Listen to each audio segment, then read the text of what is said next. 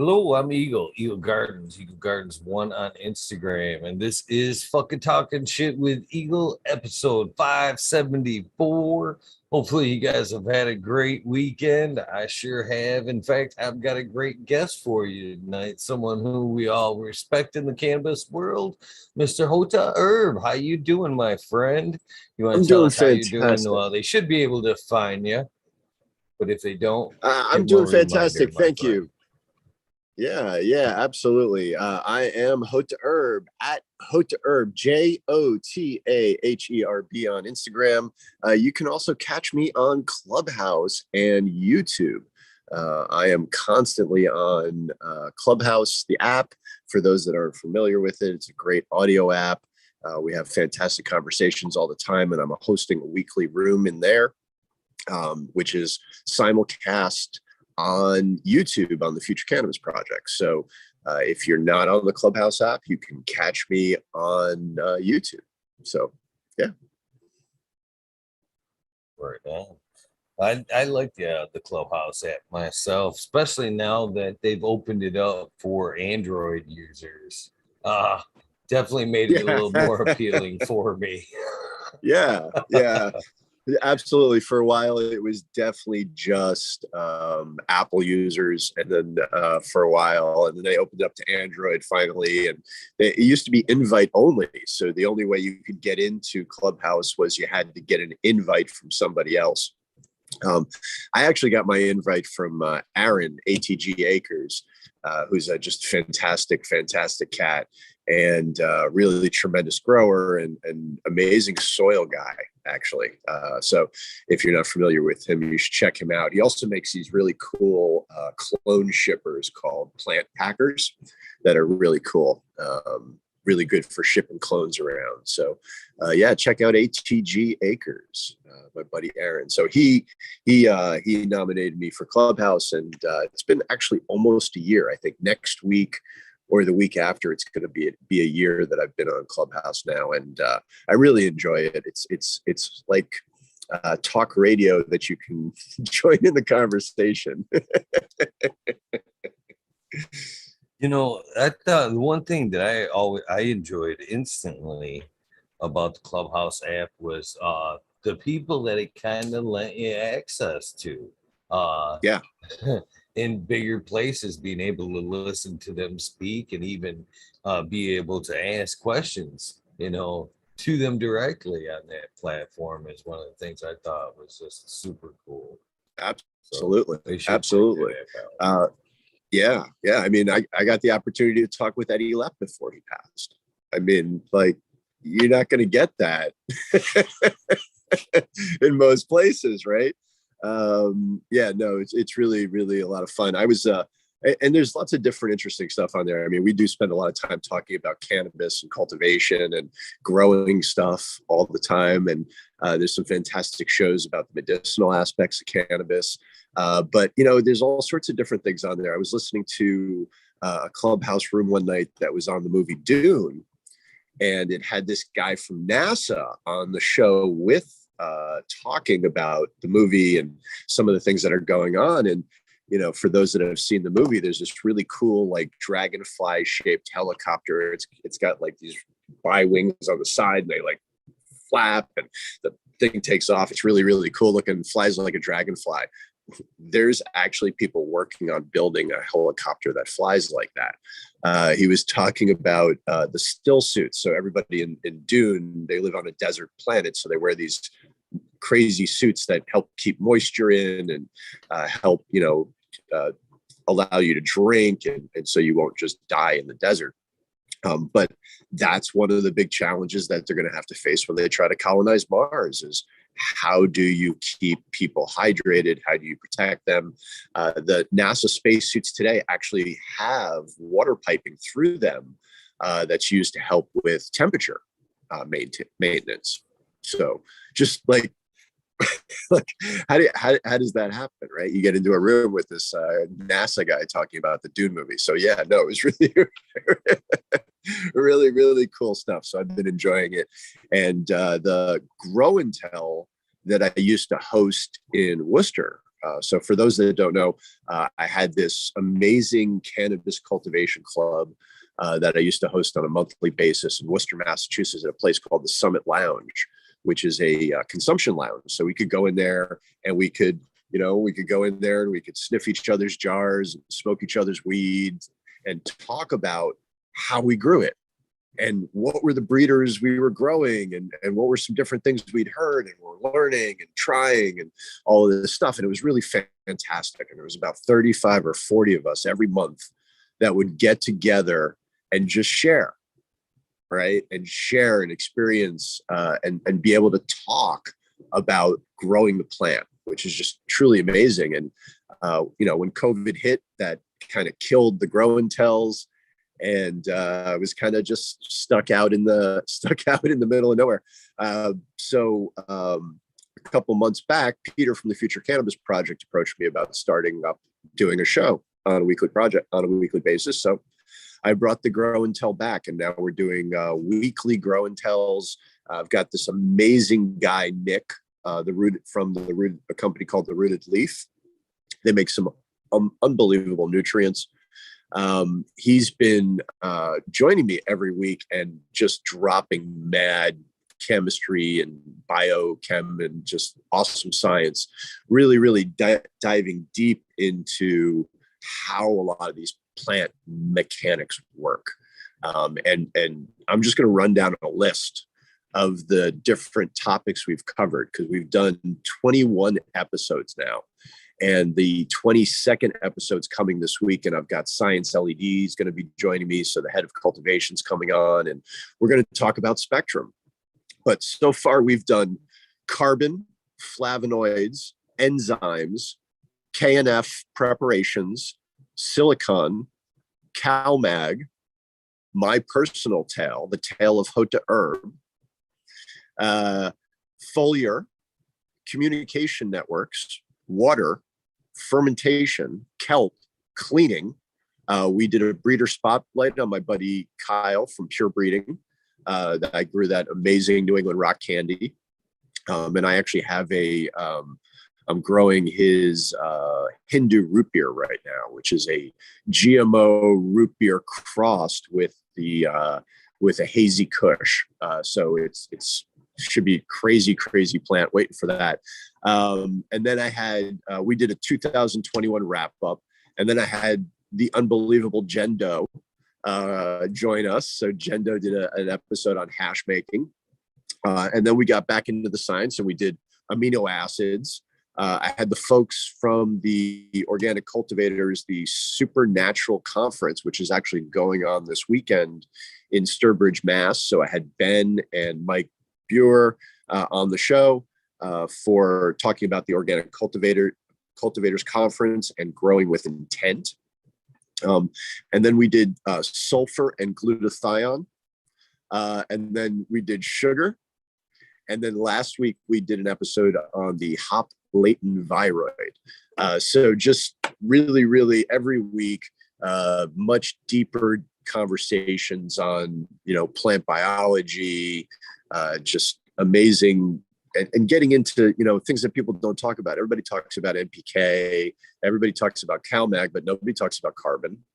Nobody talks about enzymes. Nobody talks about flavonoids, right? Flavonoids are a big part of what comes in the cannabis plant. We don't ever talk about flavonoids. We talk about cannabinoids. We talk about terpenes, but nobody talks about flavonoids. It's the taste. It's the flavor, right? That thing that sticks in your mouth. They're volatile compounds that are not easily detected in current testing methods, actually. But they're part of what make up the plant. They're part of what gives it some of the effect, and part of what gives it some of the flavor. It's not just terpenes. There's flavonoids in there too. So lots of really cool stuff we've been talking about. And as I mentioned, we've got Science LED coming up this Thursday night. So every Thursday night at 9 p.m. Eastern, 6 p.m. Pacific on Clubhouse. And then, as I said, simulcast on YouTube on the Future Cannabis Project. We're going to do Spectrum. We're going to talk about Spectrum next week with Science LED. And then I got Jinx Proof joining me the week after. So we're going to do another breeder spotlight. Jinx Proof is going to come on. We'll talk to Jinx Proof. And then the following week, we're actually going to do a deep dive on the Rooted Leaf and talk more about some of the inputs that Nick creates. He's using all sorts of amazing stuff, kelp and hibiscus and artichoke, and just making these amazing ferments and products and natural extracts, compounds to produce the ingredients and inputs for his nutrient line. So really cool stuff. Man, it sounds like you've been super busy, and I'm sure the community is very grateful for all that time and knowledge being passed. That's for sure. I've been blessed to have Nick on the show. He is a very intelligent dude, man. It's amazing. A good co-host, I would say, for sure. Absolutely. Yeah. Well, it's great too, because I can just like, and Nick, what do you think about that? And he'll just like that, go on for a few minutes, and I can sit back and smoke and enjoy myself. And then, I jump back in and take control and bring the show on. But yeah, no, he's truly, really, really brilliant guy, and a lot of fun to have on the show, and just brings incredible knowledge every week with him.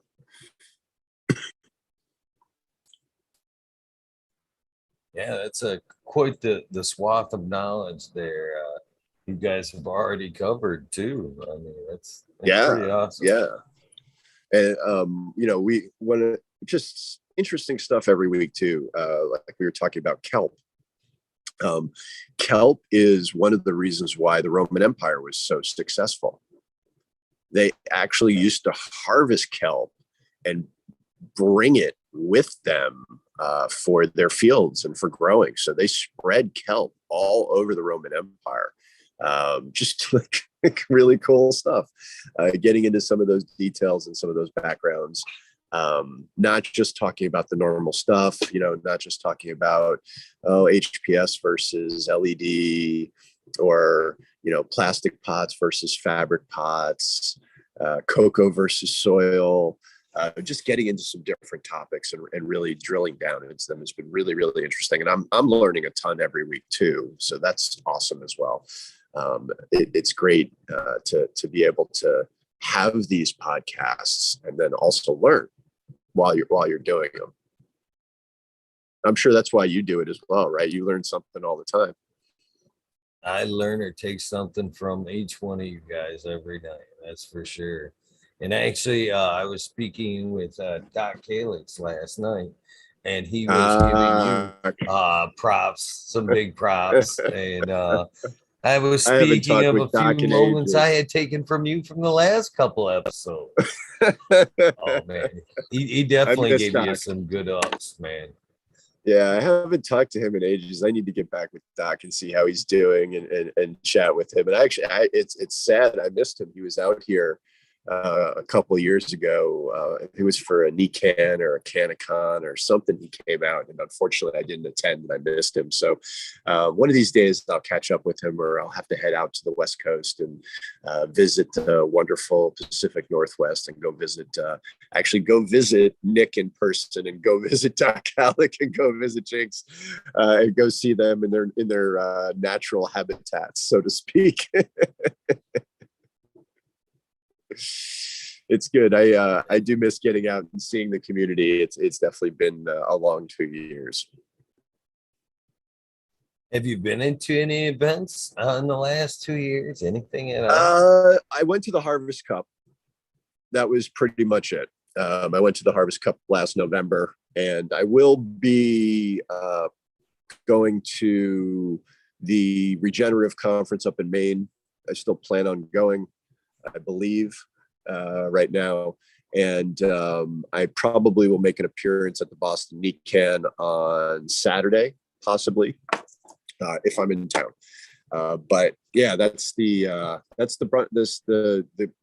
top of it. Plus I moved. So I used to be in Worcester, in the Worcester area, which is right in the center of Massachusetts. It's also where the Summit Lounge is, and where most of the cannabis licensing and cannabis events are usually based out of the center of Mass or the west of Mass, not so much in the Boston area. And I moved to Cape Cod. So I'm way out of the mix with everybody. So I'm just trying to, adapt to my new environment. Moving, every tent is different, and every environment you set those tents up in is different. And so it's taken me a couple months to get my tents dialed in this new environment. I've been in this house about 6 months now. So just trying to learn the environments, the ups and downs of this this basement, the temperatures in this room, trying to make sure that the tents themselves are doing what they should be doing to the best of my ability in my environment, and just adapting, and then I'm looking forward to building out all of my outdoor stuff this year too, because I need to start a new compost pile. I need to start a bunch of different new areas because I moved, and now all that stuff I had is gone. So restarting from scratch, but it's good. I'm looking forward to building some really nice big raised beds outside for growing vegetables, and doing some other stuff that I didn't really do as much at the other house. So good stuff. Was it a temptation to step out of the tent?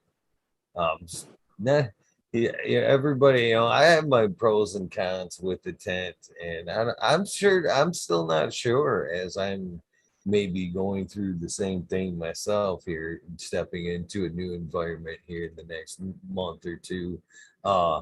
I've been debating on whether or not if I'm going to shake the tents in the next place, or if I'm going to try to set up a little room. Did you kick the idea around at all, or was it no I question? did. I did, but I do like the flexibility of the tents, and especially because I don't have a tent quite as large as yours are. I've only got the 2 5x5, so they're pretty easy to move around, and it's a lot more. It's a flexible solution. Once you start putting up walls, you've lost your flexibility. So yeah, I do like. I did think about it, and I still am thinking about it. Look around down here, like, well, I could put a wall across this area and close this off, but I think with basements, especially in your home, it's difficult because of access. Like getting access to the waistline, and where your windows are, and where your lollipop poles are, and it just, some of the logistics are not always great. You can build a room obviously in any space. I started growing in closets, so for me, having 4 walls is not that big of a deal. But I do like my tents. I'm not going to get away from the tents anytime soon, I don't think. I did set up a small bench, hang a light over. I have a workbench in the basement, so I did hang a light over that one and start some veggies on that, and some microgreens. That's the other thing I'm starting to get into, is microgreens. So I've set up a separate microgreen area, and I'm still playing around with the idea of mushrooms as well. Growing some mushrooms, primarily edible mushrooms. I'm not really looking to do any of the psychedelics, but I do love to cook. And so that's why I grow herbs. I grow fresh herbs all the time because I like to cook. I grow veggies because I like to eat. And so that's why I'm growing microgreens. They're fun. They're really interesting, but I really want to do it because I like eating microgreens. And they're really, really super good for you. So that's, hopefully those will do well over there, and trying to expand to that. And then having some edible mushrooms as well would be nice. Trying to rely less on others, and trying to be more self-sustaining and more capable myself.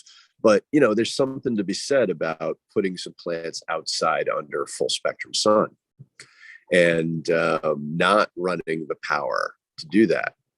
So I just, I'm in Massachusetts. I've got a very short growing season. I can do plants outside, especially in a greenhouse, but I can't do them year round like I can do them in my basement. And I'd miss it, you know, if I didn't have the lights and the plants going all the time. So I think I'll probably get a couple plants outside this year. I always sneak a couple plants outside anyway. Usually if there's something that's not doing too well in my indoor, I'll just throw them outside and see how they do. So, you know, I had a male plant last year. I just didn't feel like killing it. So I just threw it outside and let it flower. And it was beautiful. And the bees loved it. And the pollinators loved it. And I did, you know, I didn't get it out of my house fast enough. So I do have some seeds that were accidentally made, but it's Dr. Lime F2, and the Dr. Lime that I grew is just amazing. And then this is crossed with a grapefruit web from Dynasty. So it's a 2-to-1, it's a 1-to-1 CBD to THC, the grapefruit web, because it comes off the Charlotte's Web cross. And so I may just pop some of these and see how they do. I think I've got about 40 or 50 seeds from that little happy accident. You were lightly dusted. I'd be grateful. Oh, Yeah. And they're all like at the nodes, the branch nodes. So they're not even in the buds themselves for the most part, because they got pollinated very early, right? So I had it in my tent. I thought it was a female. I looked at it, I'm like, no, that's a male. You need to get that out of the flowering tent. And it was already too late. But because the other plants hadn't really developed yet, there wasn't too many calyx to pollinate. So I got very lucky, and I've got some interesting seeds that I'll probably pop and see how they do. You know, I don't normally pop the seeds that I accidentally make, because it's usually caused by a light leak or a plant that accidentally herms. This one was a true male, and so I'm curious to see what comes out of it. We've discussed, kind of touched on that subject before a lot lately, about the proper time to introduce a male. Sounds like he slid in just under the mark, I guess, to produce just a little bit of seeds, man. I've been having a male floating around here for the last few months, and I've learned some lessons about keeping a male and all that. And I had 3 hanging around, and one of them got triggered early. I was talking to, let's say it was Mr. Toad, but I could be wrong on that, about keeping a male, and he said that keeping them in 24-hour light, which I thought I'd be better off trying to keep them in a constant state of veg. But he said they're more sensitive like that in a longer cycle, more prone to the quick change like that. And so there was a fluctuation in time there where they were getting under 24 hours, but not under 18. And that change was just enough to trigger him along. And he sat right here, and he kind of hit that tent behind me. And I thought, oh no, I didn't even see it. I thought I caught him prior.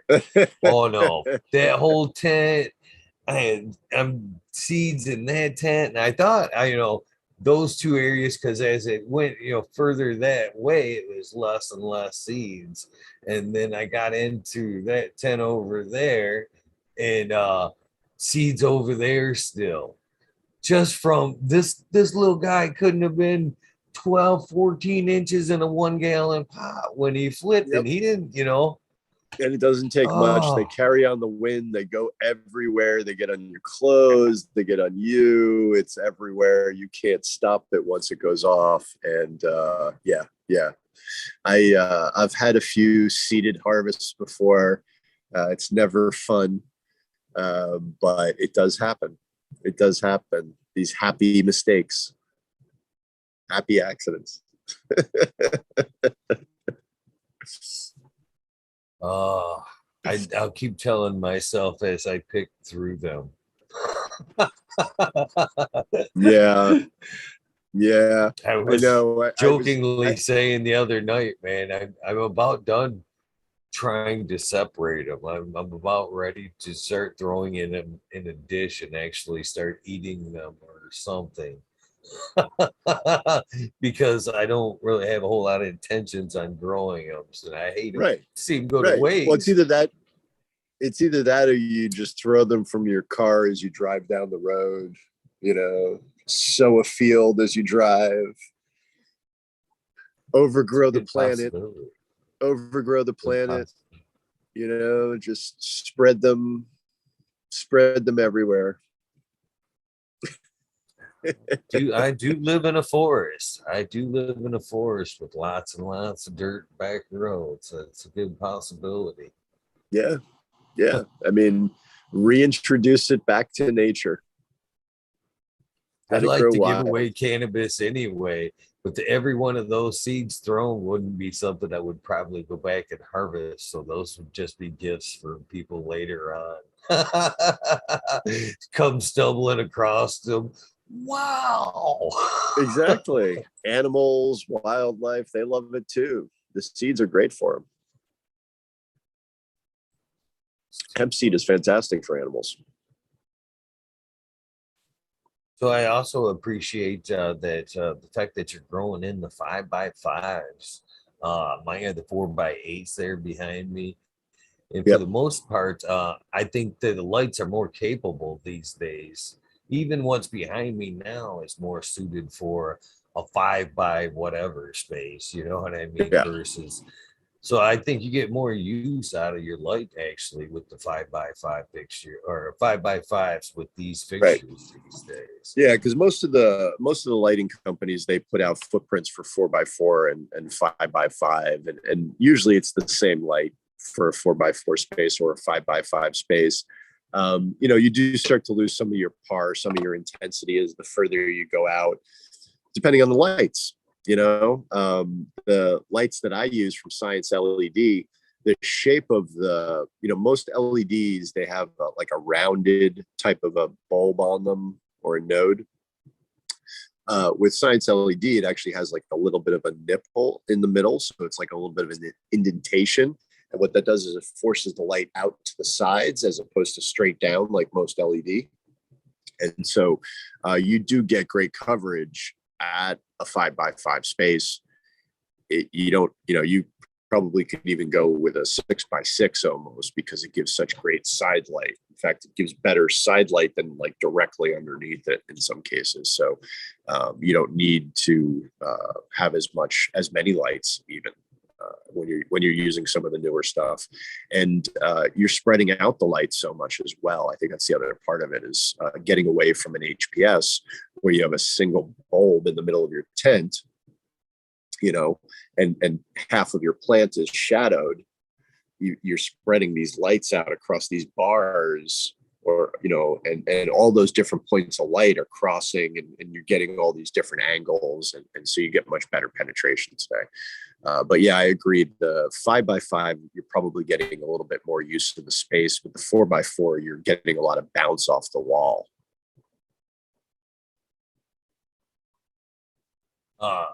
So are you running the Raging Kush in the 5x5? I think that's Yep. their bigger light there. Yeah. What I Raging appreciate about those is they're constantly working, or you can work on the spectrum of the light. So they're basically, other growers working on spectrum. So if they come up with a light recipe that works well, say for, a more desert-like strain or southern latitude location, you can try to mimic that a little bit better with the light. That's what sunrise, sunset. You can have a sunrise, a sunset, so your lights don't just turn on. They just slowly ramp up to the right light over 5 minutes, 15 minutes, however long you want that sunrise to last.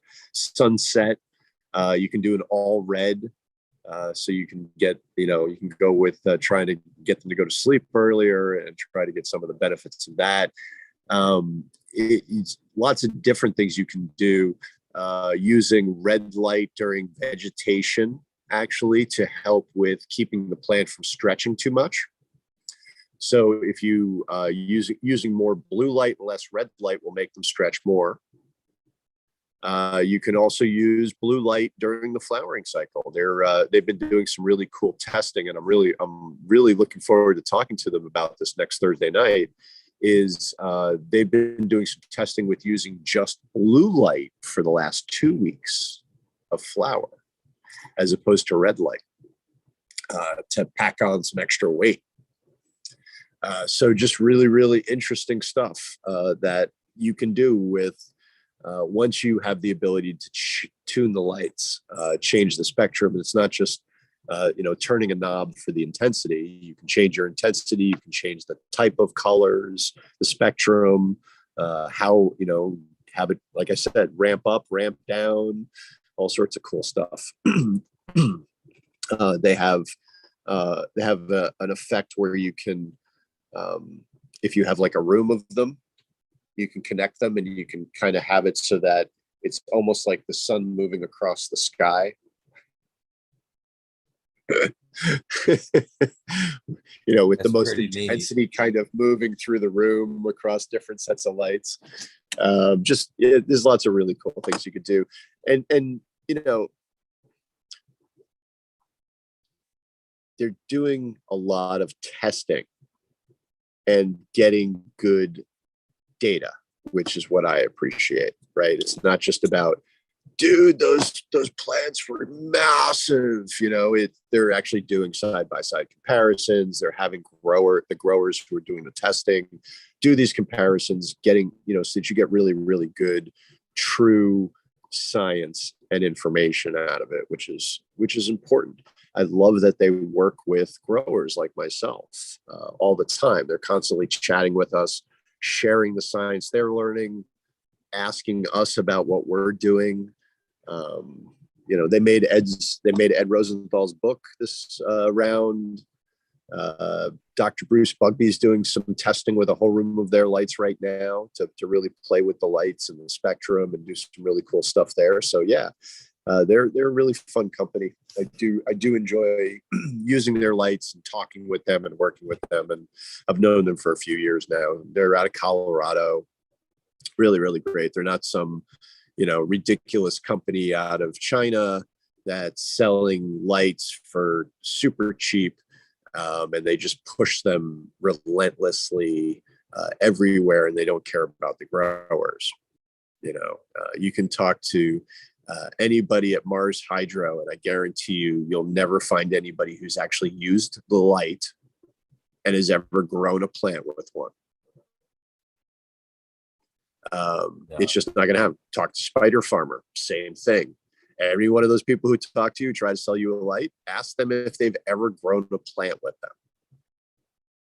Not what they've heard or what they've seen. Ask them if they've ever grown a plant. It's highly illegal over there, isn't it? I mean, I don't care. I don't even care about cannabis. I don't care about cannabis. I'm talking about any plant. I don't care if they grew lettuce. Any plant. They have it. I've never come across any one of those reps who've ever said they grew a plant with the light. None of them. And so that's something that bothers me. You are selling a product that you have no experience or knowledge of. Why? So, yeah, that's, again, something else I appreciate about science. Like, they grow plants. They came from the vehicle industry, actually, the automotive industry. They create lights for Jeeps and trucks and things like that. That's where they started. So they had a background in lighting way before they decided to put them over plants. And so there's some deep history and engineering in that company that is really cool. You've seen some of the videos with them like completely submerging one of the lights, right? Like, Forget about a little bit of spray. You know, people are worried that their lights are going to pop because they spray in their tent. These one of the I've seen the Raging Kush 2, I think, is actually completely waterproof, and I've seen them submerged underwater and be like fully lit. It's so cool. Oh, they're definitely an amazing light there for sure, man. They caught my eye a long time ago. We had Greg on the show, Greg Shelby, I believe it's how you pronounce his last name, Yep. on the show, and talking about the lights, and they're amazing. They are, man. And, uh, I honestly like the way you could just play with the light, tune it in for whatever you're growing and whatnot. And like you said, Yep. the way they work with you, and you can work with other growers to find out, what it is work with them if they've had a light recipe themselves. That's genius. It Yep. really You is. can share the recipes. If you have the light, you can share the recipes. You can email them to each other. They have a whole bunch of the recipes stored on their website now too. I gave them a bunch of my recipes for them to post out there as well. It's a great community. So what do you have growing under that kick-ass light What don't there? I have growing right now? Yeah, no, I got to pull up my list because I have so many different things growing right now. I hate to miss anything. Let me see if I can find my list here. It's my cultivation. All right, so in flower right now, I have grape popsicle from Terp Fiend, and that's the one that's almost done. It's in, I think, week 6. And then I have Orange Hulk from Dark Horse. And then I have that Hindu root beer, which I mentioned, which is a GMO root beer cross with the Hazy Kush. And that was that's pure breeding and Green Bodhi collaboration. And then in veg, I have a New England Hazy Kush, which is the New England Rock Candy cross with the Hazy Kush. I have a Pilgrim's Punch, which is just about ready to go into flower, and it'll go into flower in about a week or so. That's from Plymouth County Growers. I've got Trips, TRIPZ, which is a papaya crossed with Gamma Berry by my buddy Boston Biotics. Fantastic organic natural grower. I've got a re-veg of the New England Rock Candy that I grew. I re-vegged. I took a clone off of the plant 30 days into flower. That clone, I got it to root and reverse, and now it's this beautiful little bush of like a clone. And so I'm going to take some clones off that re-veg, and I'm actually going to pass some back to Kyle, pure breeding, because he actually had some trouble and lost some of his original stock. So I'm going to pass him back a cut of this plant that was it was an amazing plant. This thing has a serious wallop to it too. I mean, you smoke it, you know it. And but the plant itself it prayed almost the entire grow. It was truly amazing. This plant, and I moved. I told you I moved, right? The plant had my leaf blower fell in the truck and like fell on the plant. I thought it was like broken. It was like in the back of the truck. It was like all partially crushed over. And I pulled it out. I stuck a nice stake in there and stuck it up, and it did great. And it came back and it just kept praying. It's like, I don't care. You drop a rock on me, I don't care. I'm going to pray. I love it. Let's go. More. So that was a great cultivar, and I'm definitely holding on to that one. I've got Stash Plant growing for Duke. So Duke Diamond, the day he got released, I popped some Stash Plant to celebrate. So got the Stash Plant going. I've got 2 of those. I've got Problem Child F2 from Jinx Proof. Probably one of my favorite plants I've ever grown. The Problem Child was an amazing, it was like tangerines. It's Tangy Cream crossed with the 9-pound hammer. But the one that I found was just so orange. And of course, it's, the one you didn't get a cut of. It's the one you didn't take any backups of, unfortunately, right? So when you flower and you smoke that, you go, God damn, what did I do? I need to try to save that one. But so now I've got the F2s, and I'm gonna grow out the F2s and see if I can find something really orangey again. But truly, one of my favorite things I've ever grown. That plant was amazing. Like the jar smelled orangey, even after it didn't have any nugs in it for like a month. It was really, really amazing. I've got Elmo's Army growing, which is a tribute plant to a vet from Maine who is really big in the cannabis community. He passed away a little while ago. So Elmo is a really well-known guy in the New England ex-military community. He was a veteran and did a whole bunch of stuff for the veterans community.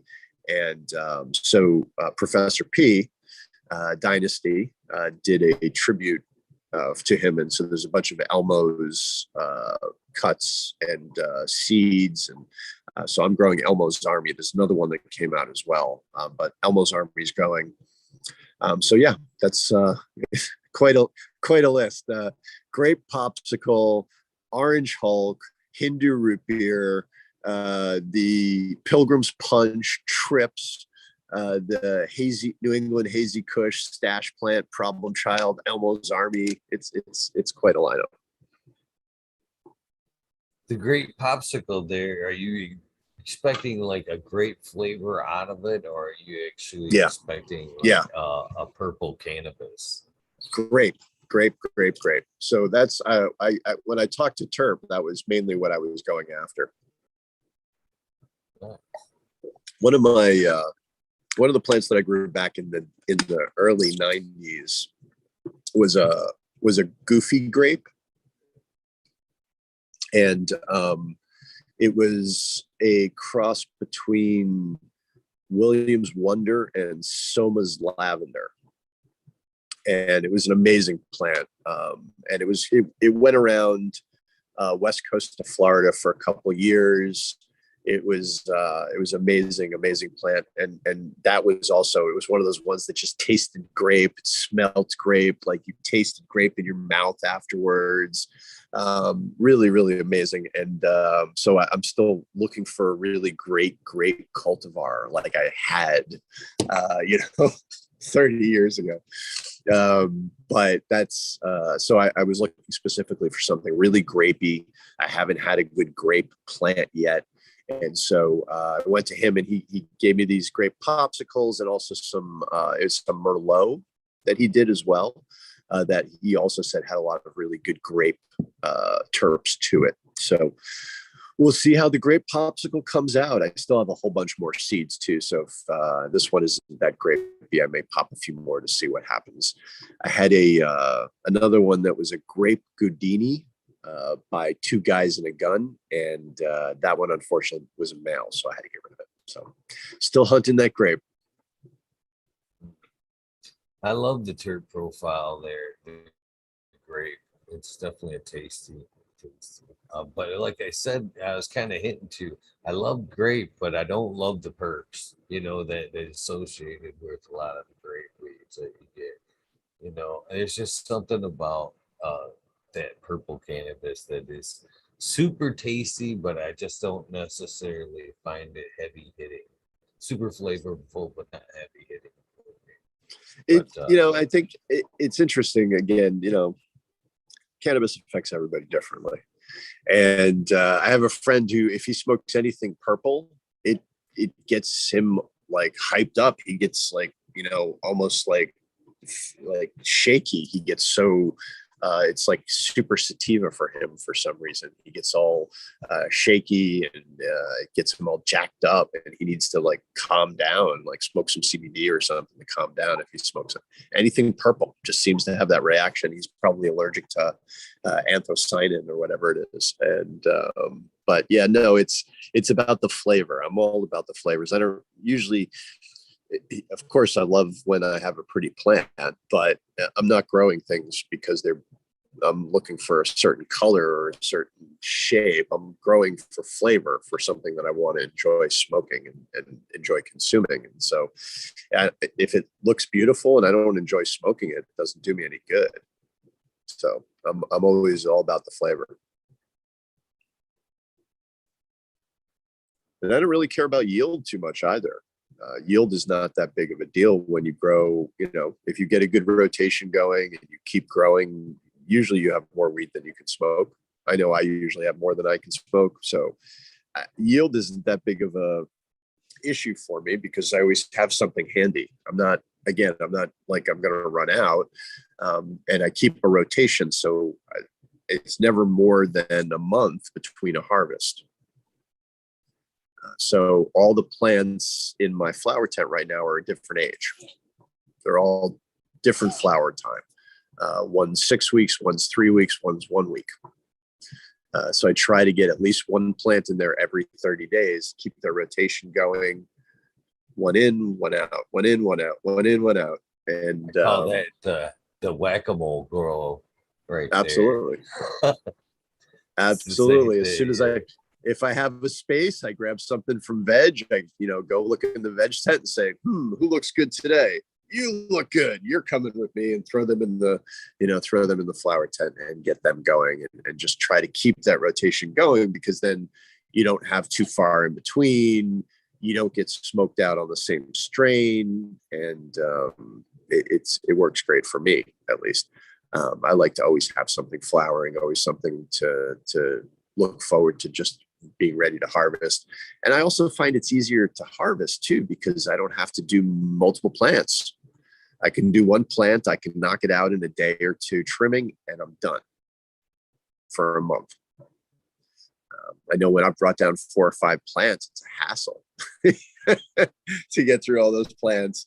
You get tired after a couple of days, and it's also just having space to dry all that plant material properly, and so that it cures properly can be difficult. So just having one plant to harvest, or 2 plants at most to harvest, is what I like. Works for me. Well, I definitely believe in the perpetual. It's the only way you don't overload yourself. And like you said, get a little bit of different cannabis all the time. That's one of the great things I appreciate about the perpetual right there. Something new is always on the horizon. Right. Yeah, back in the day, it always here in Michigan, when you could pretty much backpack to the dispensaries and stuff, that was always a downfall for most caregivers, because none of us wanted the monocrop. We'd all fucking come up with the mixed bag. They'd be like, hey, you just bring me one whole one instead of a few different flavors. Be like, we don't want to grow the same shit. Right. Right. Exactly. But yeah, like I said, I've got day 43, day 29, and day 8 of flower right now. So that grape popsicle just started week 7, and I don't think it's going to go too far beyond 60, 65 days. Probably going to be pretty close to 60 days. Yield for me, myself, isn't a big factor either. I'm with you right there as well. For me, it's more taste and trimmability. Yeah. You know what I mean? You could always tuck 1 or 2 more in there to make up Sure. for some bad yields. But man, if they're miserable to trim, then I just don't want them around. Yeah, absolutely. Get something that's really bushy, that has a lot of larvae or little popcorn buds. It's just a hassle. I like stuff that just, when it comes out, it's some of the Dr. Lime, I trimmed it with my hands. I didn't even use a trimmer. I just sat there and I picked all the leaves that were remaining off, and I put it in the jar, and I was done.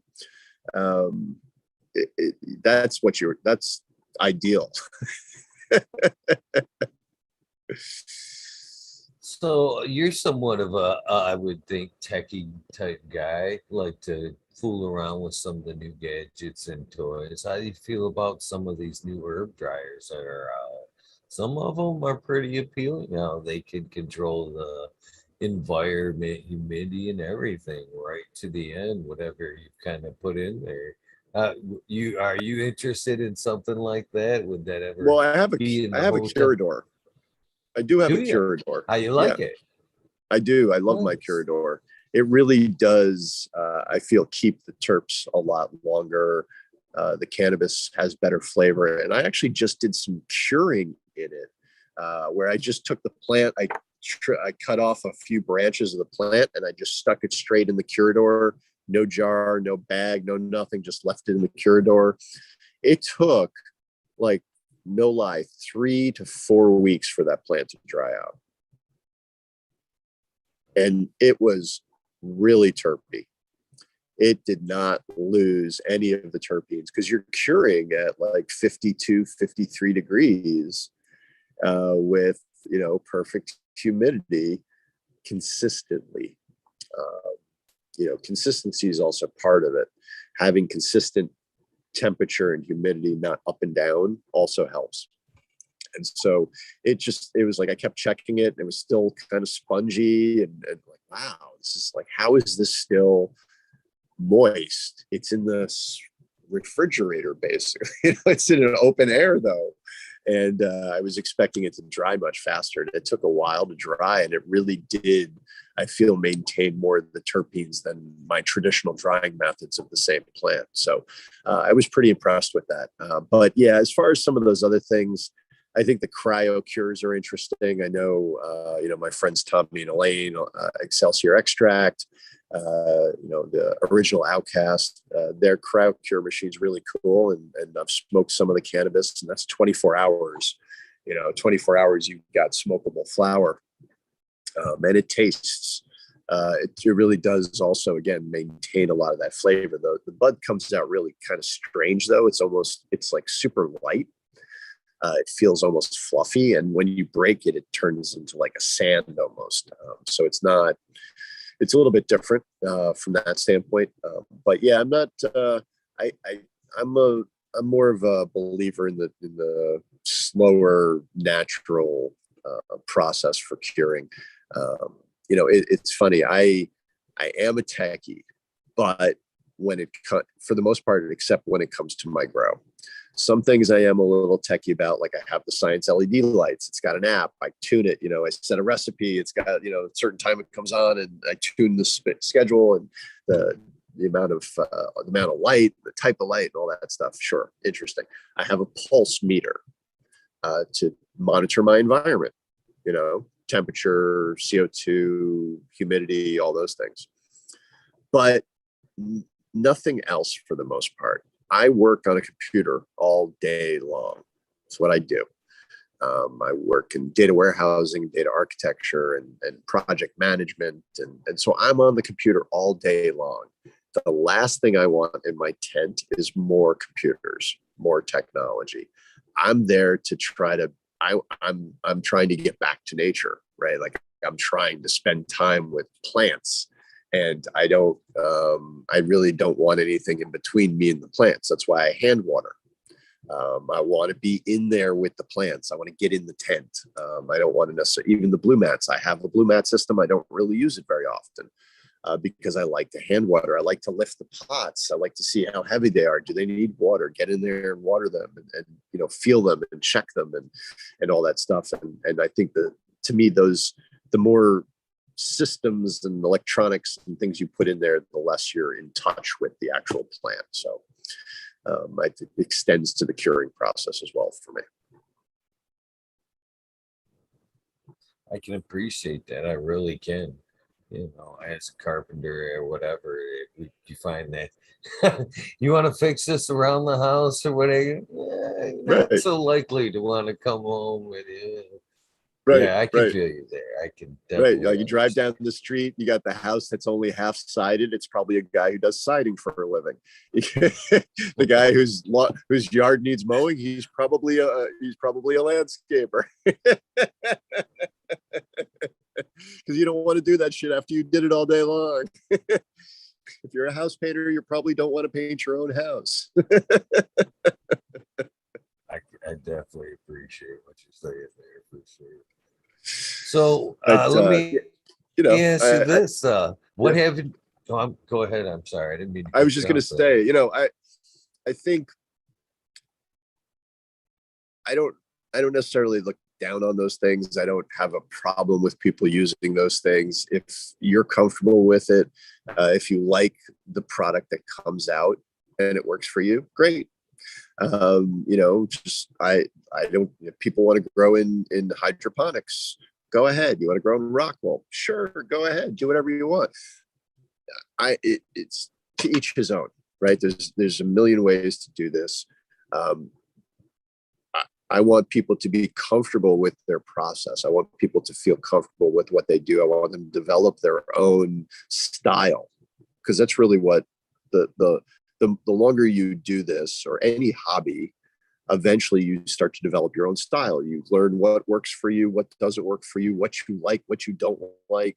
You know, you might be using a bottled nutrient line that somebody else really likes, but you don't like it because you don't like the smell. Switch, right? Find the things that work for you. So if somebody wants to dry their herbs in a, you know, a herbs now machine, or a food dehydrator, or stick it on the carburetor of their car, for all I care. Sure. And I will smell it, and I might even smoke it. If it smells good, you know, I mean, if it looks good and it smells good, I'll smoke it. I don't care. But you know, I personally, it's again, I like the slow process of manually handling it, and working through it, and keeping an eye on it, and doing all those things. It's not about the time that it takes to do it. I'm not in a rush, again, to get more cannabis, right? I think having a good supply of cannabis means you have time to wait for the cannabis to come out right. You just spent 5 months, right? 5 months working on this product to create this fruit, to get this bud, this flower. Do you really, after 5 months, is another couple of weeks going to make that much of a difference to do it right? I prefer not to shortcut the finish. I agree with that. Definitely agree with that. I think a lot of growers, as far as that goes, are very quick for a harvest, trying to keep the max terpene profile, I guess, or adding hardeners and stuff like that so they can harvest in that window, when they should actually just kind of let the plant go and naturally ripen out and on its own. You may risk a little bit of terps, but the natural hardening of the plant overall, I think, is a better process to go myself. Yeah, I do too. Flavor and I think effect. you know, and there's probably something to be said for some of the natural enzymes and different things that are going on as that flower ripens and matures. It's not just about removing the chlorophyll, right? Not just about removing the moisture. There's other things that are going on in that ripening process that you're probably shortcutting by using those tools. You know, have you ever? It's like, to me, it's like tomatoes. Okay, so you can when you go to the grocery store, there's red tomatoes on the shelf, and then you see some really pink looking tomatoes, especially during the winter time. You see a lot of pink tomatoes. It's because they were gassed. Okay, so they actually pick the tomatoes early, and then they apply a gas to ripen them. And so when you taste that tomato, it tastes like cardboard. It has no flavor because it didn't ripen. You didn't give the plant the time to naturally develop the flavor profiles. And I feel like it's the same thing with shortcutting a lot of the curing process. I agree. It's funny that you kind of bring up that gassing process there. And Thunder Dan wanted me to bring it up anyway, so there you go, Thunder Dan. Here I've been chasing pine terps, okay, and I need I've had I've had several cultivars come through here, known cultivars that are heavy pine terp strains. So, and as I run them out here, and some of them have been from clone that have been sent here, and some of them have been popped from seed, all of which do not express a heavy pine terp. It is suppressed. Something in my environment is suppressing that in particular terp and is coming out more dragon fruit or a very light pine, but more berry kind of expression.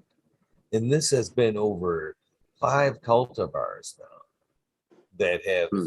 like Jack Greenstock magically had one appear on my door, a J1 cut from the West Coast. And it was well known for pine where he was at. That's why he sent it. Uh, I grew it out here several runs under different lights, HPS, LED, and same thing. No pine, all berry, Hmm. with just maybe a sweet pine at best. And what I've come to find out again from talking with Mr. Toad the other day, I ran it by him, and he's like, man, it could be like gas or something in your environment. He's like, are you in the basement like that? I'm like, I'm not in a basement, but I do have, and I noticed it more heavier like maybe 3.5 months ago, something kind of sulfury in Hmm. the twilight hours. And I ended up, putting a tray over it in a weight. But he's like, I bet you that's it. And there's this, some type of gas coming out of that hole that pine doesn't like. It's, the plant doesn't like. And Hmm. it's suppressing that pine terp and letting something else go out. So I'm like, Interesting. I, yeah, yeah, it's super interesting. And now Yeah. so I'm kind of looking to justify it a little bit here because we are doing uh, a breeding project for somebody that's passed on that was a member of the community, came on the show, took a couple of his strains, and we're going to cross Right. it together. And Awesome. so I pheno hunted the Chilumbium here, which was a piney strain, and Right. it's got nodes good, I can see it's there. So I've passed it on to Smiley. So I'm hoping to see as it goes into his environment if the pine doesn't come back and express Hmm. itself, just to show it's there. You know what I Right. mean? And there is something here in this environment that just won't let it express. So it's Interesting. I mean, to me, I would, from the thing that immediately came to mind would be what you're feeding it or what your soil is. That's where I would think that would come from. organic It, soil. yeah, yeah. Well, I mean, again, it's not necessarily. That's just, to me, that's where your flavor is coming from, right? The mix of the minerals and nutrients you're applying to the plant or allowing the plant to consume, right? It's going to impact how it expresses.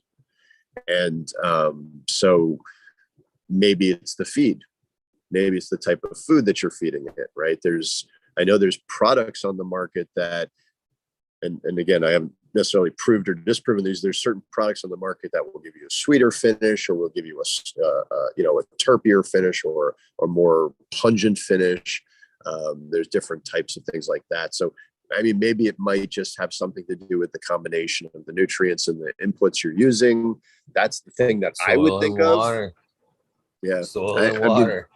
right, but like if you the anecdotal story of strawberry strains, the strawberry field strain that tasted like strawberries from being grown in the middle of a field of strawberries or whatever, and that interaction between the soil and the microbes and the things underneath the ground is what gave the terps to that plant.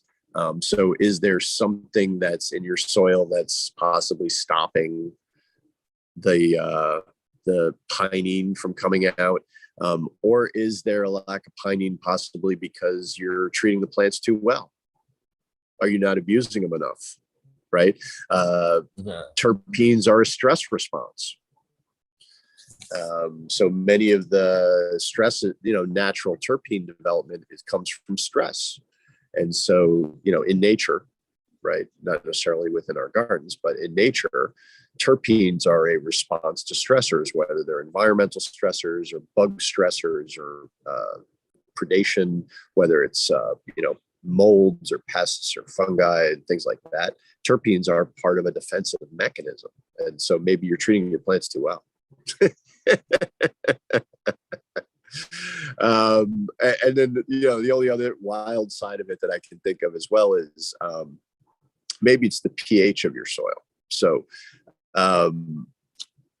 just slightly off topic, pining is a very, very helpful and useful terpene. Okay. For those who have heard of the concept of forest bathing, right? And I don't remember if we've talked about forest bathing before. I know we talked about smoking and being out in nature and breathing and all that stuff, but forest bathing is it's a pretty well-known euphoric, right? So going out and spending time in old wood forests tends to have positive impacts on your health, your well-being, your energy, your attitude, all of these things. And a lot of that has to do with the pining and the terpenes that are released in these old wood forests. Old wood forests are very fungally dominated soils. So when you look at the natural transition of a grassland to a forest, during that time, the pH of the soil swings from being more bacterially dominated when it's a field and you have a lot of weeds and small plants and things like that. As time goes on in that succession, the pH changes in the soil pH changes over time and becomes more fungally dominant. And old wood forests are very fungally dominated. They're huge mycelial networks underneath the ground, connecting all the trees, and you don't have as much green growth. You have a lot of, you're not getting all of those smaller plants growing. And so, maybe there's something to do with pH. I don't know. I'm grasping at straws for you, buddy. Yeah. It's only that, it's weird is because it's only the pine terp in particular. Everything else expresses as normal. So there's just something about the in particular pine terp that is suppressed here. It's odd. It's weird. At this point, it's comical. To be honest, I love a good pine. And I do love a good pine, and so I'm hoping that eventually you'll figure this out, because I do appreciate a good pine.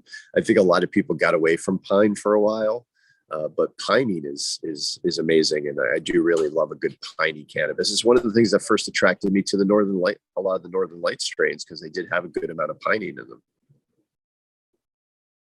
I love the pine. I love the pine. It's so good for the lungs. It's so good for the mind. I mean, absolutely. A couple of hints, and it's like for PTSD and in general, for when I have those type of moments, man, where I'm kind of spinning. I inhale and I can kind of feel like a cloud, like it just kind of swirls. And then on that exhale, it kind of takes it all out with it. And it kind of just cleans house. And you're like, oh, there I am. Pining is an amazing thing. But in that same aspect, and again, it kind of keeps you clear-headed and motivated. But then again, if you kind of want to double up, I guess, or recreational angle with the pine, you can take it the other way too.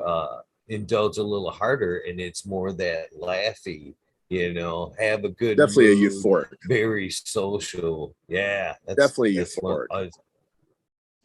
great term. Absolutely. Absolutely. I love it. And you know, and more of it. I haven't had a really good, I haven't tasted a really good piney strain in a long time either. So too much fruit I'm cakes gonna and cookies. I was kind of hinting that last night that with Smiley we were talking. I really wish a lot of us would kind of quit chasing so many so many alike cultivars and just kind of start going in different directions and library them. You know, when you go to a gathering, there should be no two like cannabis sticks. Right. You know what I mean? Everybody should have something else, and it should just be a wonderful day of tasting. You know what I mean? In my opinion. Yeah. I think you know, one of the things that people should do, and it's something that I do, is talk to the breeders. Don't just flip through the menu and buy what you think is looks good, right? Talk to the breeder. Tell them what you like, what you're looking for, what you don't like, and ask them what fits those categories. A lot of breeders will tell you whether they have something or not. They may not have anything, and they may actually recommend somebody else who has something that's really good in that area. I've had that happen a few times as well. But the other piece of it is asking the breeder what they really liked that people slept on. What didn't sell? What did you make that you really thought was amazing, but nobody bought? Because that's where I live. That's what I do. And I've had some amazing plants. You know, one of my favorite plants was something called sour livers. Okay, sour livers. It was an auto from Mephisto. Nobody bought it because they said liver. Yuck. Who wants liver? I don't want liver. No, that's not what it was. It was called liver, the livers, because it was a strain that went all around Europe and kept living. They couldn't kill it. It was called the liver. And so sour crossed with the liver became sour liver. And so it was an amazing plant, delicious, huge yield. Awesome. One of the best plants I've ever grown. Nobody bought it because it was called sour livers. Would I have known other than talking to him and finding out, reading about the plant, you know, reading the description, finding out more about it? Or did I just, you know, or I could have just flipped through the catalog and said, oh, let's just take this one because this sounds like what I should be growing, right? You need to talk to the breeders. Don't buy the hype, as you were saying, right? Sure, everybody wants to grow that frosty dam thing that somebody posted on their page, right? Root beer is the big hype right now. I've got a root beer growing in my tent. I can't say that I'm not a victim as much either, right? Like I'm just as guilty sometimes. I've grown cookies, I've grown cakes. But you know, for the most part, I very rarely grow anything anybody's ever heard of. For the most part, I'm usually growing something nobody's ever heard of before. Nobody else is growing because, again, I talk to the breeders, look for the things that I want to grow, find out, you know, hey, you know, what are the things that are like this, you know, and or what are the things that you thought were awesome that people slept on. Dynasty has a fantastic seed. I can't remember if it came out under Relic or Dynasty, but he's got something called Consumption. And nobody's going to buy it off the name. But this plant is unbelievable. I got a pack because I know what it is. I smoked it with him. He had a couple different cuts of it too, a couple samples he brought with him, and we were at it was an after party from the Harvest Cup a couple of years ago, and we'd been smoking for like 2-3 hours straight, just having a fantastic time, smoking with lots of people at this event. I think it was a pre-party that I threw for the Harvest Cup that year.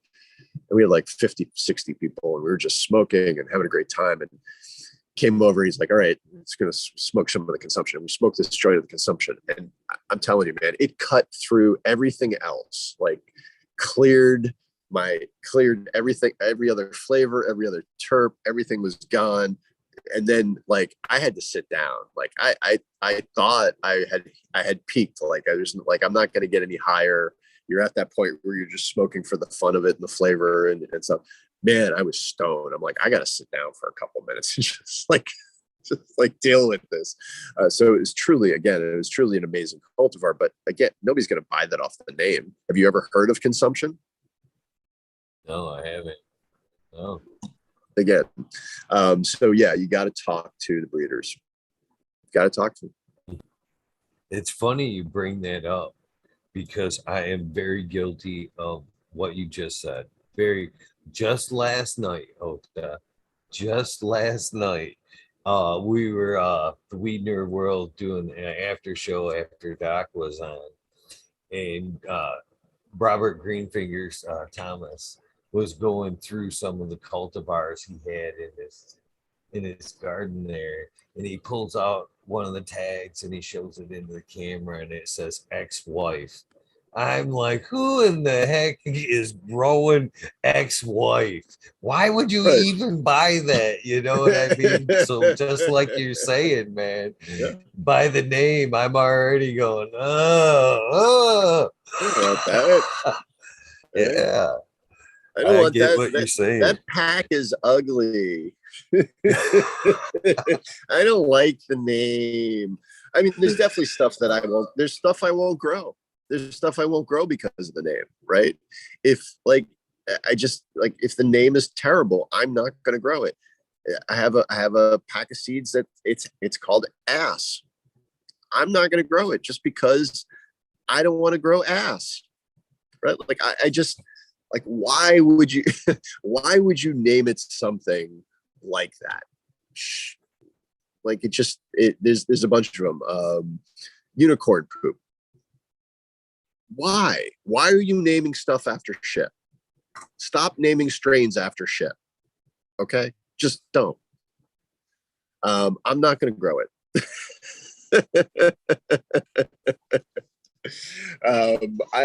It's just not appealing to me. Grandma's panties.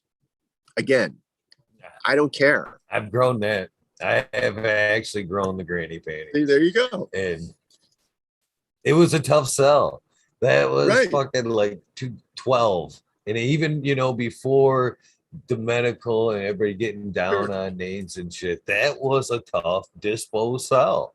Nobody wanted to carry the granny panties, even though it was a nice vanilla kush kind of strain. They had that nice vanilla terp to it, but nobody wanted to carry it because of the name.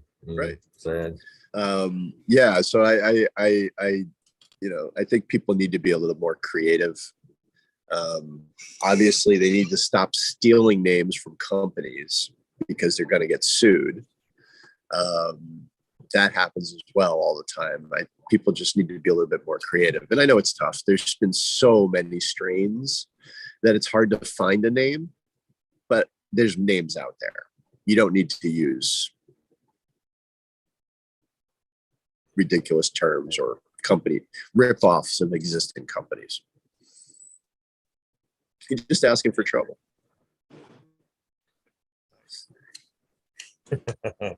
So let me ask you this: out of your last few months' experience of doing the show and talking to Nick and some other great folks on Clubhouse and all that, what has been some of the changes? Has there been any aha moments for you in the last, Yeah, it was $2.99 was the last time you were here, so it's been Wow. almost a year, if not a year, since last time. What have you picked up the last year doing what? I think I've started doing microgreens, so that's definitely something new that I'm doing that I hadn't been growing before. Not necessarily cannabis related, but definitely, talking with Nick, I've learned more about the science of what's going on. I never thought about carbon, right? But basically that's what we're doing is, 90% of what we're growing is carbon. Terpenes, whether it's the terpenes or the cannabinoids or whatever, it's all carbon. And so, getting a better understanding about the actual mechanics of what's happening in the plant, what these nutrients actually do inside the plant more than, well, it needs phosphorus. It's like understanding exactly how the mechanics of it work better and listening to that. So that's been really, really great. I also getting exposed to a large community of people that aren't necessarily Instagram people, right? I think when you're on Instagram, especially after you've been shadow banned, you don't really reach that many people.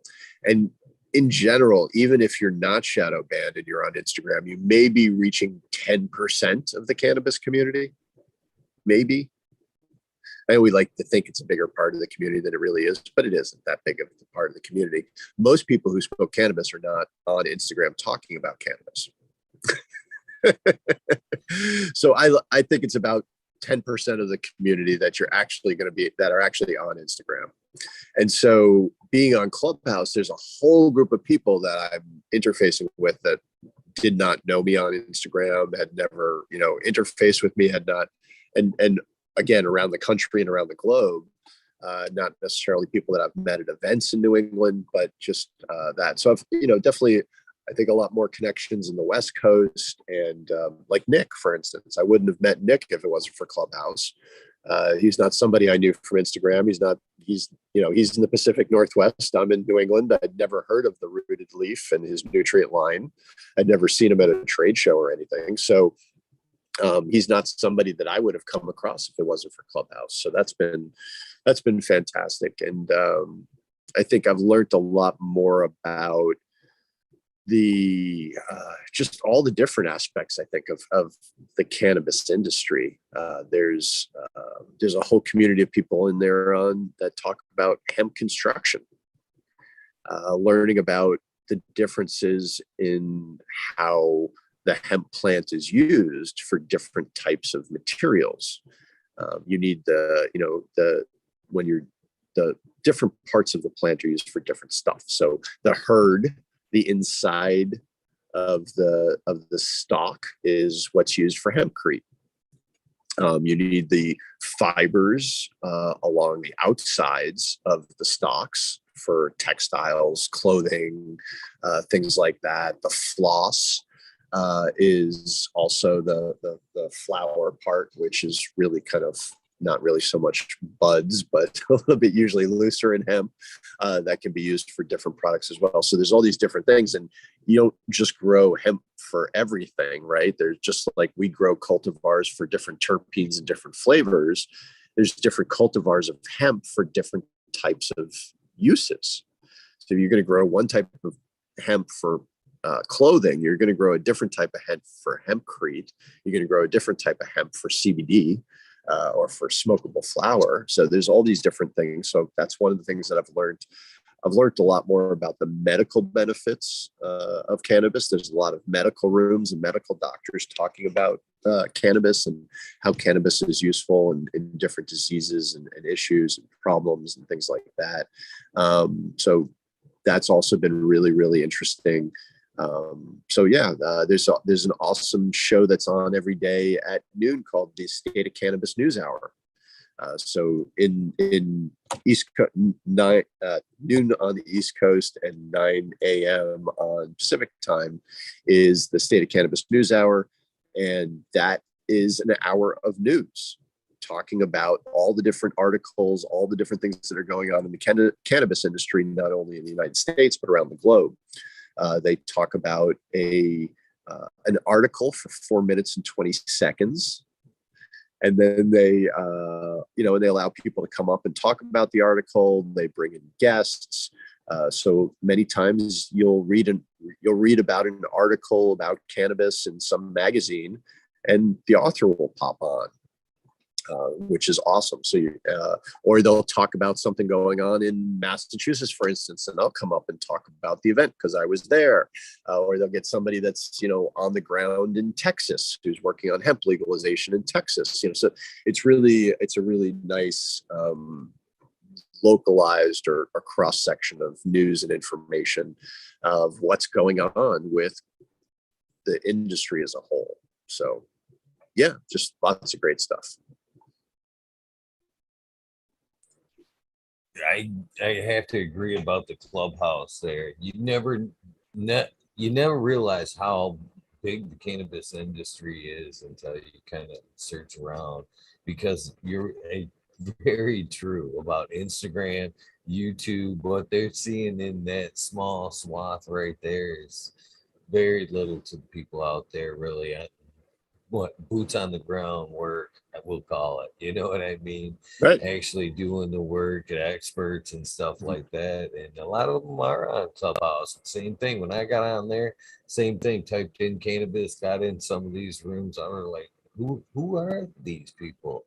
But listen to them, but with that same aspect though, I got to say this though, there's a lot of great information on there, but there's been a little bit of disinformation that I've heard on there as well. Of course. People step it. Yeah. So everywhere, you got to right? wade through it. Yeah. I could watch, 10 videos on YouTube and find dozens of inconsistencies and problems, right? And it some of it's information, some of it's people's point of view.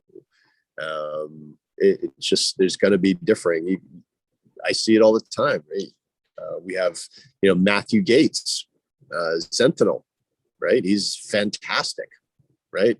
Really, really tremendous, knowledgeable person in the community.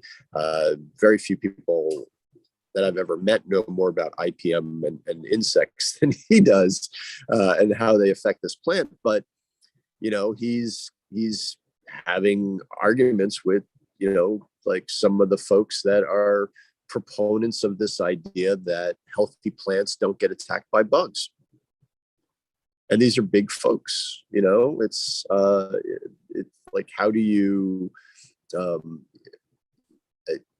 can't,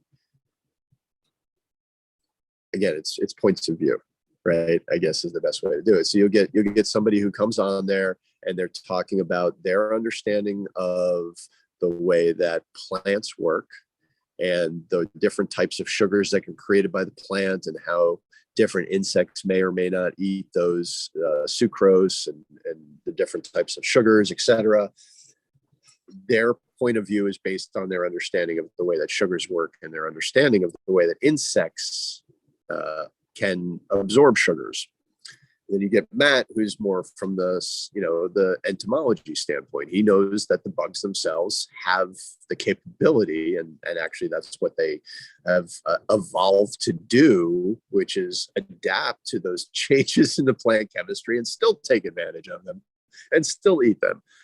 Anybody who's had a shitload of healthy plants and seen insects attack them can tell you that insects will attack healthy plants just like they'll attack unhealthy plants. Sure, an unhealthy plant is going to vector problems faster because it's going to be weaker. But it doesn't mean that just because you have a healthy plant that insects aren't going to attack it. Just because it has a really high Brix level doesn't mean that it's immune to an aphid coming and eating it. And they like those plants just as much as they like the unhealthy ones. So don't let that fool you either. So, again, who's right?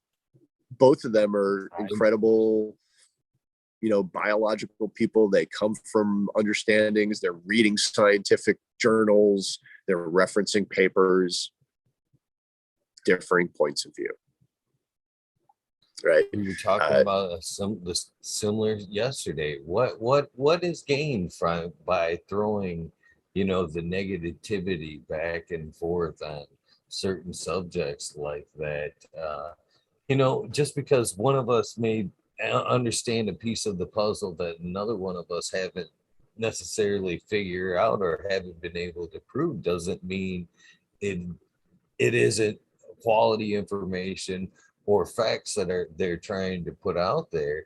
It's just it isn't relating, like you're saying, to your environment, or you haven't come across that a problem and it hasn't, you're not seeing it yet. You know what I mean? Right. You can't Right. vindicate the facts.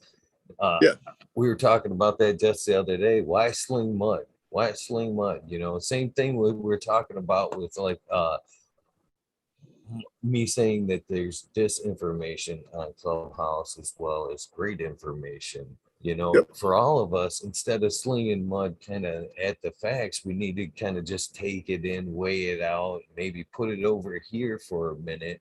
And then at some point, you may come to that aha moment later in life, Sure. like a lot of us do as we get, 2020 is a bitch. Look Yep. back and go, oh, that was valid. You know what I mean? Yep. Why not just bank it instead of throw mud at it? Yeah. Having to look back and say I told you so, or I wasn't right. It's kind of tough in hindsight. Yep. Yep. I think there's I think part of it has to do with intent. If people are coming at it with good intent, then there's no reason why you should be attacking them for it. I do believe, though, that when there is misinformation out there, that we do need to clear it up. There is way too much bro science in the community, right? Part of the effect of being a disenfranchised community and a community that's been underground and had to hide was that we couldn't really share information in science. It was dangerous to write things down and collect data, right? And so there's way too much bro science out there. There's way too much people saying. So. I gotta disagree. Well, Right there. I think it's like we're talking about right now. It's the same thing we're talking about right now. Just because Matthew understands a piece of the puzzle and the other guy doesn't, that can be considered bro science as well. You know what I mean? In the greater aspect of it, bro science is the same thing. Just because one guy's unlocked a piece of the puzzle in his environment doesn't necessarily mean it isn't a valid piece of the puzzle in the greater good. The masses hasn't put it down in a white paper or whatever. That's what I kind of think about it. And I don't like to call it bro science. I like to think of it more as citizen science. It's a bunch of great people working together on the same crowd. I think there's a difference, right? And science itself is observation and experimentation, right? That's the definition of science: observation and experimentation. There's nothing wrong with citizen science or any of those other things, right? What I question is, what were the methods for comparison, right? What did you measure against? How did you measure? As long as you have a fair comparison, then I'm going to listen. If you don't have anything to back it up or anything to compare or prove against, it's very difficult for me to take that on faith, right? How did you? That's always the question I ask. But most of us, a lot of times, are doing something and then trying something new. We've kind of done side by side. That's the question, right? Like, how did you? What was your control group? Did you use something one time and just say it was fantastic? Did you throw 4 or 5 things at it and say this was the one thing that did it, right? Or did you truly change one thing, compare, right? What was your control group? What was your basis of comparison? And so that's the part where the science part comes in. Okay. And I have no problem. But if you can Again, come up with the process and pass it on to somebody else and they can do it, produce similar results in their garden, right. how But then many you have side something by that, sides are, right. you know? But then that becomes a proven thing, right? That's no longer bro science. That's no longer anecdotal information. That's actual information, right? It takes So one person standing on that soapbox with sure, the rest of us calling him crazy before, you know, a few people try it and actually find that it's repeatable. You know what I mean? In their grow absolutely. room and stuff like that. So. Right. But just because somebody takes a bunch of nails and shoves them through the stalks of his plant and says, yeah, man, I got much heavier terps. I can't, I'm not going to go stick a bunch of nails in my plant. Right. Well, I'm mine particular on this one here is you know, nobody's had a lot of time in working with this plant, you know, over in a scientific environment, you know, where we're actually doing side by sides like this. And now that cannabis is more and more legal, where it's more widespread, it's easier now just kind of point out things that are we didn't and that's necessarily see and that's why I'm very before or hopeful. whatever. And that's why I'm hopeful. I'm hopeful for more of that and less of the anecdotal, right? I want more of that proof. I want more of that scientific examples. I want people to do larger populations, more, more comparisons that prove what we anecdotally know. Okay. That's what I'm very hopeful about right now. And there's nothing wrong with folks experimenting. I experiment all the time, right? Like I don't measure stuff often. All this, it's all experimentation. I'm experimenting every time I cook, right? I change flavors. I change the amount of spices I use. I change ingredients. I've never made the same batch of chili twice. I'm always experimenting, but I don't, that's, how do you, if you write down what you did, and then when you're done with the meal, you say, did you like it or not? Was it better than the last time? Was it too spicy? Was it too acidic? Maybe you wait till the next day. You say, did it burn my stomach? Did I get wicked heartburn? And record that. And then if you do that over a couple of periods, that's a scientific experiment and you have a proof of what works for you. And not necessarily what's going to work for you. It might work for you yourself, but it might not work for the next guy over. But I think, I agree with you. I'm very hopeful that as we now, as it becomes more legal, we'll be able to get more scientific data, more true comparisons, and prove and disprove some of the things that have been going around the community for ages, right? Wet trimming versus dry trimming, right? It's people who argue with you both ways all day to Sunday. Frozen versus not frozen, right? For hash making. There's all sorts of different things. CO2 levels, proving or disproving light leaks, right? There's all sorts of things that could be proven or disproven, that they're things that we anecdotally believe that may or may not be true.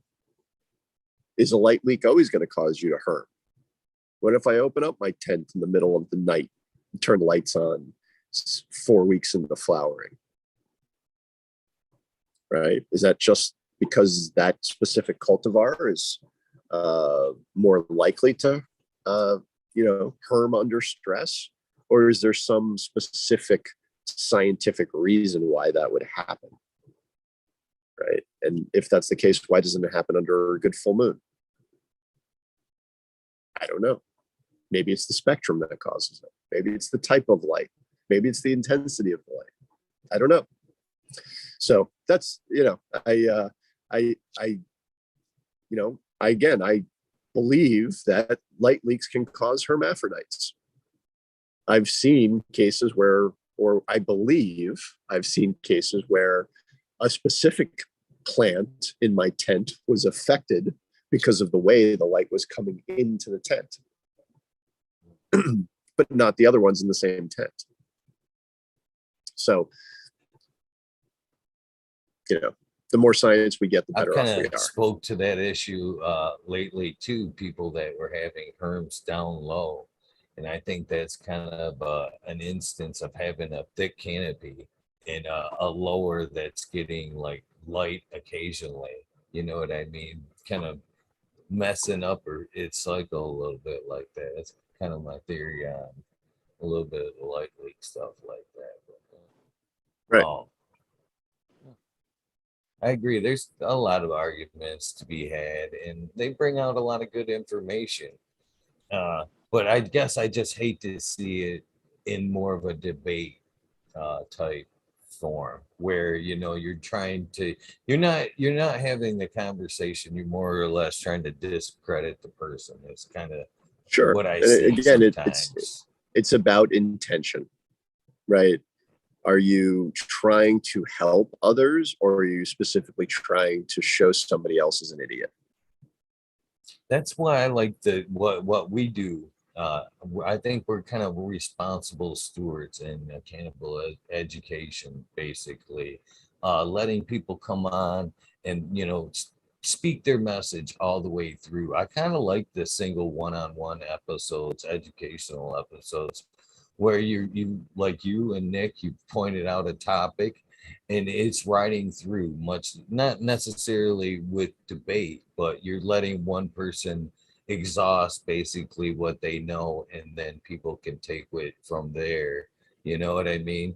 Versus having multiple people on and having to kind of debate their viewpoint. You know what I mean? I don't think a lot of good is brought from them type of panel like episodes where we're kind of talking about right now, where there's two completely opposing viewpoints and they kind of arguing back and forth. I think that's more entertainment purpose than educational purpose, to be honest. It's hard in a room. It's hard in a multi-person situation as well. I mean, I've seen some great live panels with getting these folks, different people with differing opinions to interact, having like Chris Trump and Dr. Elaine Ingham and Suzanne the Bug Lady and Steve Reisner on a panel together talking, and they don't always agree on everything.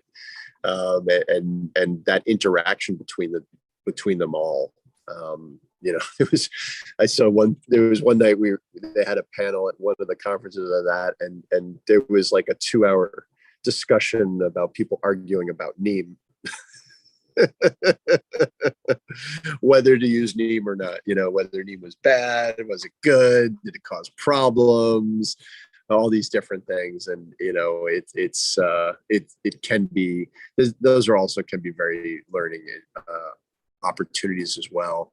I guess I don't like it when people get aggressive towards each other. It should be a calm conversation with people sharing, and it should be respectful.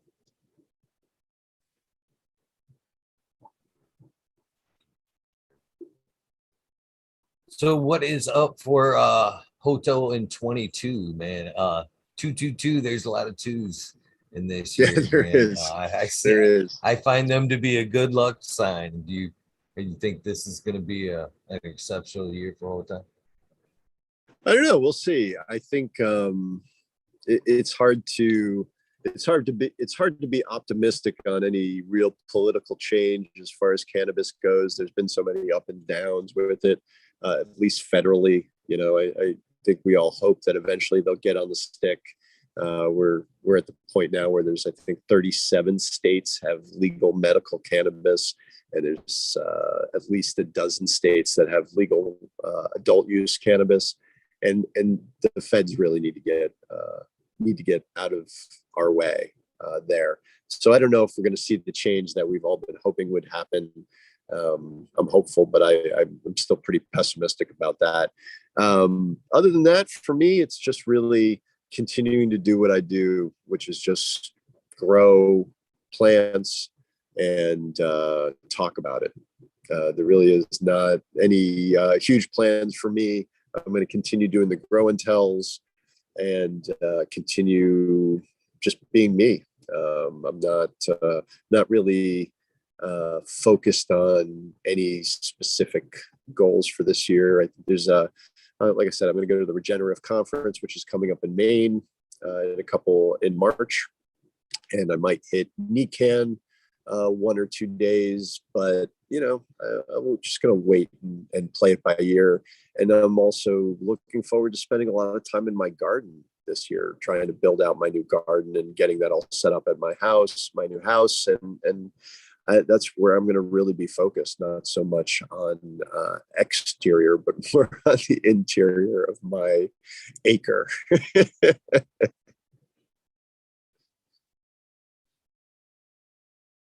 Right on. Oh, I hope you concentrate on keep being you because you're an awesome person, my friend. I enjoy talking with you. You're a respectable person in the cannabis community. And I hope you keep being you, keep doing what you're doing, my Yeah, friend, man. because you're doing it well. So it's fun. I try not to let myself, and I'm sure you do it too, like try not to let myself be put up on a pedestal, right? I am really not anything special. I'm a guy with a couple tents in his basement. I'm a couple guys. I'm a guy with a couple tents in his basement. I am not a commercial grower. I'm not in the cannabis industry.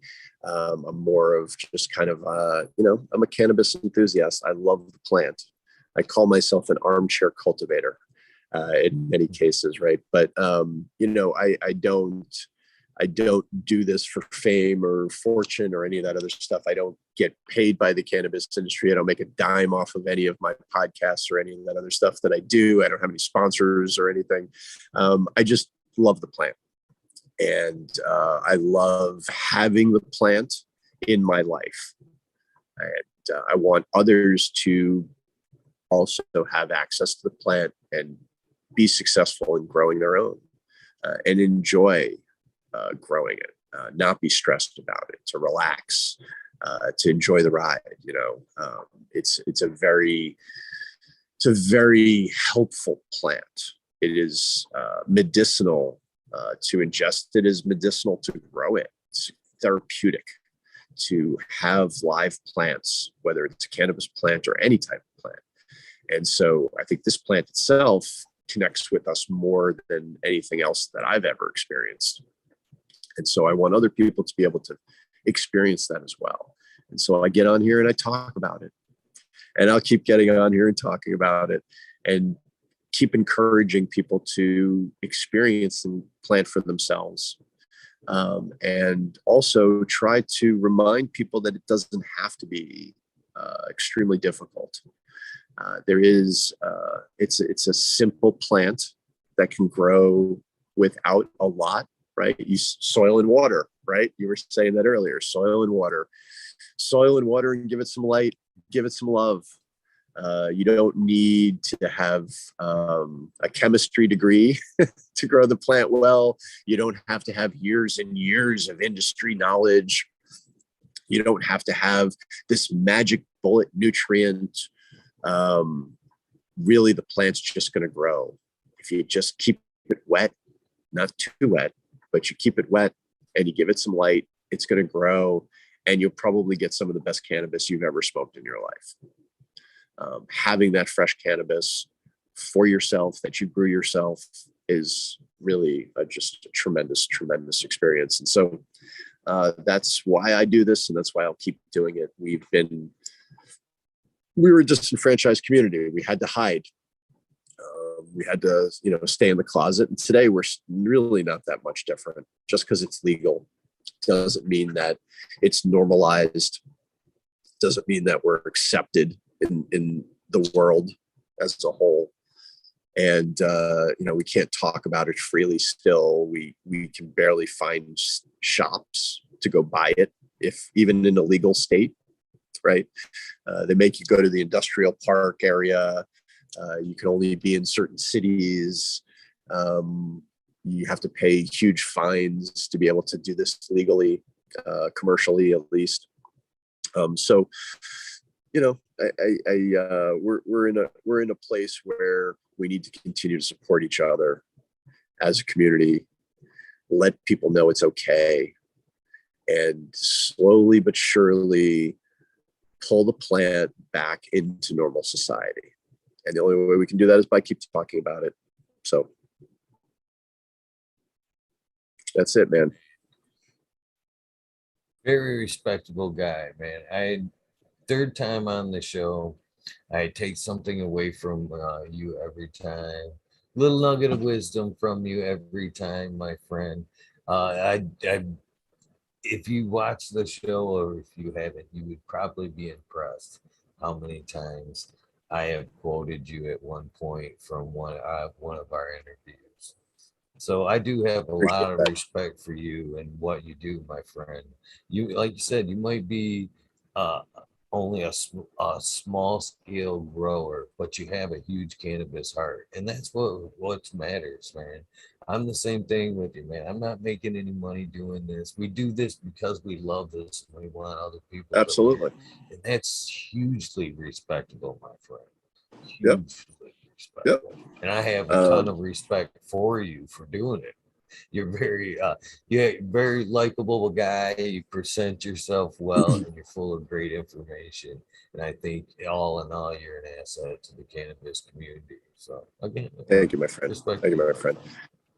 Yeah, no, I do appreciate that, and I really respect what you're doing, man. I know I couldn't do as many episodes as you do. There's no way. I have enough trouble getting myself to do one episode a week. There's no way I could go on and interview people every night, and get at it like you've been doing. So also really impressive, the constant, the consistency, the continuity, man, is impressive. And I really appreciate you as well. I appreciate that, brother. With that being said, have we hit the end of this episode? I hate to use up too much of your use up too much of your time, but it's worth every second. It's not so much the amount of time, it's just the time of the night that it is. It's getting late, man. It's almost 1:30, and I definitely need to get some sleep. So it is definitely coming to the close, and I appreciate you bringing me back on, man. I'm always amazed when people want to talk to me at all.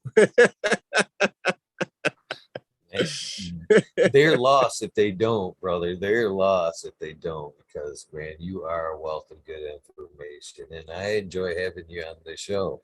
Hopefully, from the 2 prior engagements, you remember what's coming here. For one, I laughed, and I kind of, when I sent the link to you, and I said same as last time, the link is the same always for you, my friend. Appreciate that. You can use it anytime you want to, anytime, especially now. It's since you've been on through this whole journey. So it's been the wormhole. Oh, wait, yep. It's been the rabbit hole I've been invited you to. It's been the wormhole. But nowadays, it is most definitely Weed Nerd World that your link works to. So hopefully you get some extra time. You're always welcome, brother. We have tons of respect for you here. Yeah, man. So do keep that link just in case. Just in case. Yes. And the other thing I'd like to get from you, of course, is the sound bite. This is episode 574. If you'd like to throw that in your sound bite, I am ready when you are. So I'm here, as I've been before, and I will be again, fucking talking shit with Eagle, my good friend. I appreciate you as always. You always deliver such a good sound bite as well, brother. So with that being said, Get some rest, and I look forward to our next chat. And thank you one last time, my friend. Yeah, much love to everybody out there. Thank you, everybody on the YouTube feed, for sticking with us. I see the whole crew flying through. I didn't have time to check the messages tonight because I was focused on talking to you, Eagle. But I do appreciate everybody sticking with us on the YouTube feed tonight as well. Much love to everybody out there in the cannabis community, and happy growing, everybody. One last time, when is the show? I think it's Thursdays, right? Every Thursday night at 9 p.m. Eastern, 6 p.m. Pacific, on Clubhouse, and on simulcast and recorded and presented on the State of Cannabis. I'm sorry, on the Future Cannabis Project YouTube FCPO2. You can tell it's late because I can't even say it anymore. YouTube FCPO2 channels. The Future Cannabis Project has 2 channels on YouTube. The Future Cannabis Project and FCPO2. My show is on FCPO2, but also if you hit at Jota Herb, JOTAHERB on Instagram, I have a playlist in my profile. So if you click on the playlist, you'll get just my episodes. And as I mentioned, there's 20 of them out there already. So I've got over 40 hours of content on the Future Cannabis Project already. And there's got to be, I'm probably approaching somewhere around 100 hours of content across all of these different podcast platforms, between you and Jordan Rivers on Growcast, and growing with my fellow growers, and the Cheap Home Grow, as well as all the stuff on Future Cannabis Project. So yeah, no, I hope always that quickly mounts to 1,000, my friend. Again, great guy, great information, my friend. I hope you hit that 1,000 mark real soon. If you can do it without jeopardizing any of the quality of life. I think you'll hit 1,000 hours of content before I do, at the rate you're going. But I do appreciate that. I will keep trying. And thank you again, everybody. Have a fantastic night. You too, my friend. Well, for the rest of you guys, load up that tray, empty your bladders. I will see you in Weed Nerd World here in a few minutes. For the rest of you guys that aren't going to tune into Weed Nerd World, you know the deal. Do something nice for somebody. Random acts of kindness do save lives. Don't be afraid to reach out to somebody. With that being said,